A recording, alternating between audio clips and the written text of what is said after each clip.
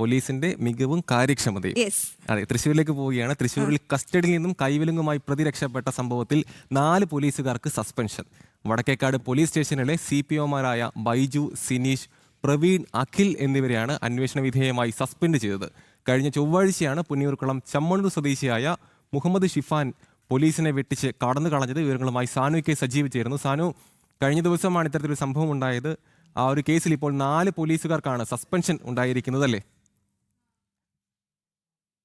തന്നെയാണ് സംഭവം. 2 ആഴ്ച മുന്നെയാണ് ഇതിന് ആസ്പദമായിട്ടുള്ള സംഭവങ്ങളൊക്കെ നടക്കുന്നത്. 2 ആഴ്ച മുന്നേ പുന്നിയൂർക്കുളത്തെ ബാറിന് മുന്നിൽ വെച്ച് മുരിയന്തട സ്വദേശിയായിട്ടുള്ള 24-കാരൻ വിഷ്ണു യാദവിനെ വെട്ടിപ്പരിക്കേൽപ്പിച്ച കേസിലെ പ്രതിയാണ് ഷിഫാൻ.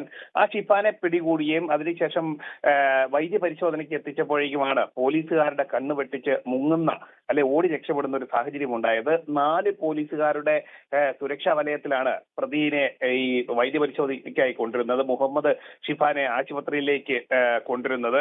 വടക്കേക്കാട് പ്രാഥമികാരോഗ്യ കേന്ദ്രത്തിൽ എത്തിയപ്പോൾ 2 കൈയിലെയും വിലങ്ങഴിച്ചു മാറ്റുന്നു. വിലങ്ങ് ഒരു കൈയിൽ മാത്രമാക്കുന്നു.